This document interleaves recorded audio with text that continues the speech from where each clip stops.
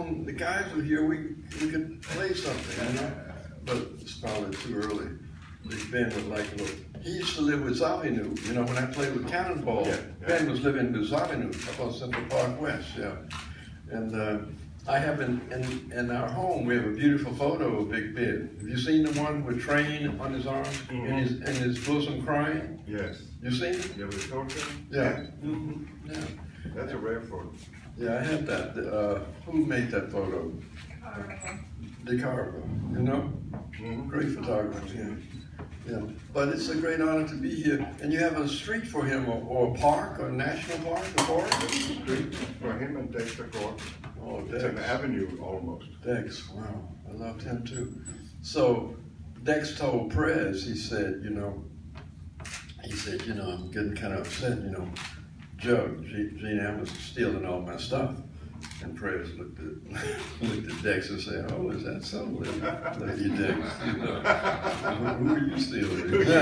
Yeah, so, but it's a beautiful fraternity to belong to, and I thank you deeply for letting me in. I'm still trying to play some ballads like, you know, the inspiration from Big Ben and Prez and all of that, you know, ladies. So this tradition is very rich and very beautiful, and I applaud you for giving exile and homage to these great masters. It's a beautiful thing that you folks did.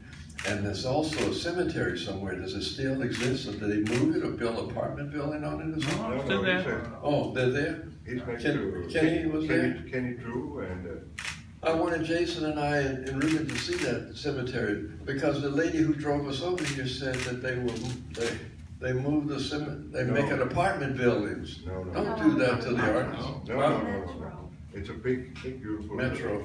It's still there. Yeah, there's a corner in the very end. I know. I loved it. Yeah. We can take you out there. Oh, I love it. Easy. Could we do that? Yeah, sure. Oh man, that would float my boat. Okay. Well, anyway, pardon me for bothering you, but I just wanted to say the honor is very touching for this because I remember all the great masters, and I sat at the feet of Johnny Hodges and Harry Carney also, and they told my mother to make sure that I would be a doctor, lawyer, or Indian chief. And, they said this stuff is too hard, you know. But the Indian chief part I'm still working on. The other stuff doesn't interest me, you know. Prez has still got that covered. He's the only Prez for me. But Big Ben, he played those ballads, you know, in Chelsea Bridge and stuff, you know. I'm not mature enough to play Chelsea Bridge like he did, but one day I want to play that with Jason, you know.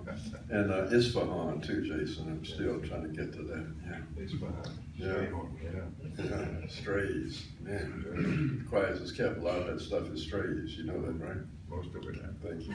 Most of it. Any questions here? Ja, I have. Please. Er nogen af jer, der vil, er journalister til stede, der vil spørge om noget, så Mr. Lloyd is... Der er journalister til stede. If you talk about Ben, he sort of established his style, what shall we say, in when he was about 25. Mary Lou and all of that too. Yeah, and he sort of stuck to it, except that he developed the ballads more and more in his later years. But somehow you are also very conservative. You found your style way back, or not style, but your music, and are you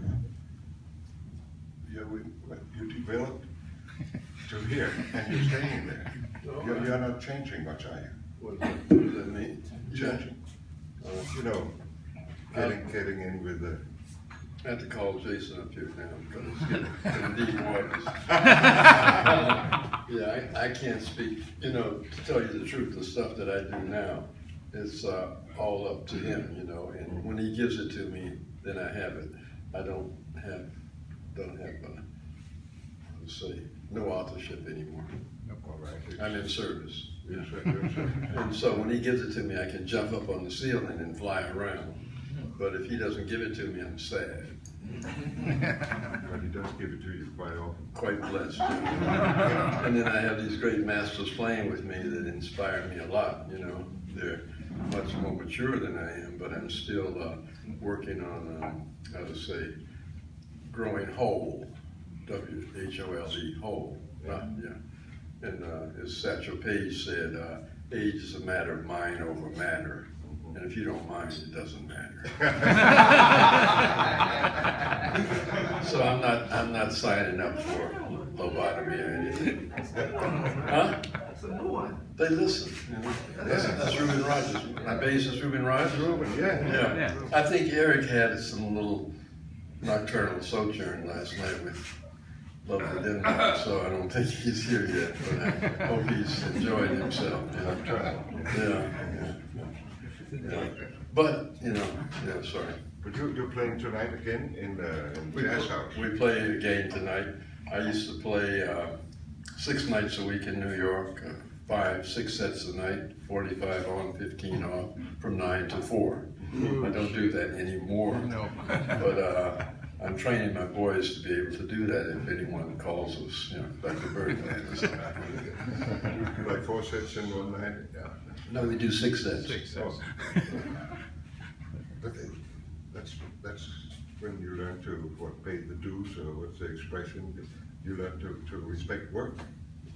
And that way, huh? We didn't know any better. But the beautiful thing was that we wanted another chance to tell the truth every night. So, as McCoy said to me once, we had to bake the cake, and youngsters now get it out of a box. So we were learning to bake the cake every night, And the beautiful thing about that is that you do get blessed, and you get raised up like you were talking about. But Ben and Mary Lou and all that stuff, and did you know the story about Ben when you heard Bird for the first time coming out of a record store? No. He said, "Oh, my master's calling, I'm coming. He went and bought the record. Yeah? Yeah, you heard Bird, yeah. Because Bird was playing Artatum on the saxophone, and Ben could operate on the piano too, pianoforte, sorry. Oh, that's a good. What else you need?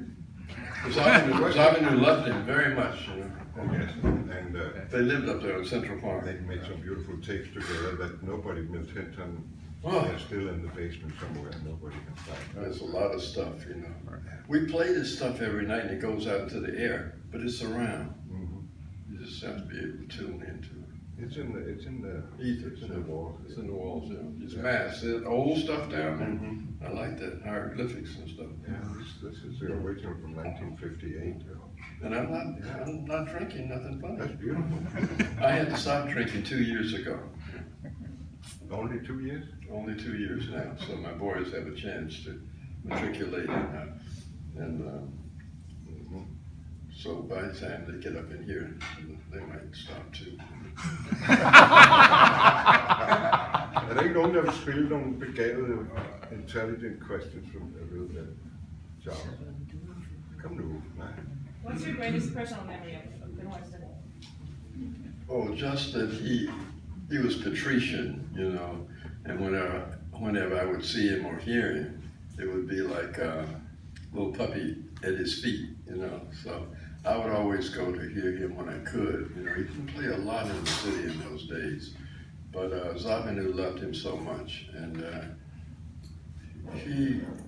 he's one of the big sounds. And see what he could do with the ballad. You say he came to that later, but people say he played gruff, But for me, I heard all that tenderness, and also Master Hawkins, Coleman Hawkins. He was a little bitty guy towards the end. He'd be at the vanguard, and my bourbon, and he would. I'm digressing now, talking about Coleman and Hawk, but he was a little bitty little guy, and I would sit in the back room with him on the beer cases and stuff in the vanguard. And he would look at me and he would be imparting stuff, like the wise men know stuff, and they don't speak it, they just look at it, transmission. So I got some direct transmissions from Ben too, and so, because I was like a young whippersnapper, But Ben did something for the music that very, very blessed by the Creator. So I don't have knowledge of his period with Mary Lou and all of that early stuff and his piano playing, but his sound. I'm always telling my technician that I want to have a sound like Big Ben, you know, and they laugh at me, you know? So that's not about to happen, but I loved him, yeah. I have a question. You were here in '66, I believe. I don't know. You were. I was there. Did you meet Ben Webster? He was here too. 66. I met him, of course, in New York many times, but Zavi knows. But in '66, I was medicated. I'm self-medication a lot, so I don't remember a lot about what I was doing there. I do remember that Dex and I were supposed to meet in Paris, and he didn't show up for we had been hanging out all week, and he didn't show up the next day. And then I read in a paper that they had incarcerated him, you know, which was a bummer for me, that they would bother these people, you know. And Sam Jones told me a story that he was with Dexter, and is it okay if I can talk about the Pantheon? Yeah. Okay. So he was with Dexter, and Dexter had a lovely lady, you know, and so Sam asked him the next day, how was it with this lady? And he said, well, she was a he, but I took her anyway. Sorry, man. I have one more question. You were one of the first leaders to find Keith Jarrett. He was on that '66 tour. How did you find Keith Jarrett? How did you spot him? Oh, you could hear around the corner and you hear stuff. I was playing with Cannonball Adderley in Boston in about '64 or 5 at the Jazz Workshop and downstairs. And he tells the story differently. He said, I heard his piano trio. He didn't have no trio. No. He was playing in a bar upstairs in the middle of the bar, like how we used to walk the bar. But he, you know what walking the bar means? Sure. Big J McNeely called me once. Anyway, so he was playing behind the singer. And she was fine, so I think he was smitten, you know. But I could hear it. And so during our intermissions, I'd come up for a breath of air and to have a little, what do you call those things? Air. Little air, yeah. Yeah, a little air. Yeah, and then I would hit a piano bar upstairs for the people waiting to come downstairs to hear us. And I could hear he could matriculate. And so then he would run downstairs when he had a break to hear me with Cannon, you know. And so one time I was on the road with Pete LaRocca and Gabor Szabo and Albert Stenson. And Junior called me on the phone and said that he always wanted to play with me, but he was with Art Blakey. He said he was unhappy, he wanted to join me. And I said, well, when I get back to New York, we'll check it out. So that's how it started. And also, of course, Michel, I don't really, you played in the other Montmartre with Michel Petrogiani. Yeah. And do you remember that Bobby McFerrin came and sat in on your set? They recorded that. Yeah, I I used think- a record on Blue Note. Blue Note, yeah. But it's also on film. Oh, may I have a copy? Yes, you never We seen never it? saw it. No, may I have a copy tonight? Of course not. Put it in my bag. I got it at home and I will make it, but I wonder if you can play DVDs on, you have to have the NTSC system or something, don't you? Yeah. Yeah, But she has technicians. okay. I'll get it to you tonight. Thank you. Yeah. Will you come back tonight? Yeah, Oh, great. for the end of the set. And this poster of Ben also comes with the, Wait a minute now, it gets deep. I'm happy to receive all this, but you got a post office, I hope, because You can't carry it. we're on tour for a month, and we just started. And they loaded us up in Montreal with stuff. yeah. Of course, they were kind enough to mail it to us, but what you got, a poster of Big Ben I'd want. You all should get that photo of Big Ben with Train crying on his shoulder, because the majesty of the man Yes, I is love to see unparalleled, you know.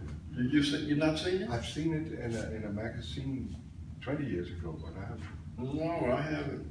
You can buy an original copy of it. Yeah, Yeah, been in train. yeah.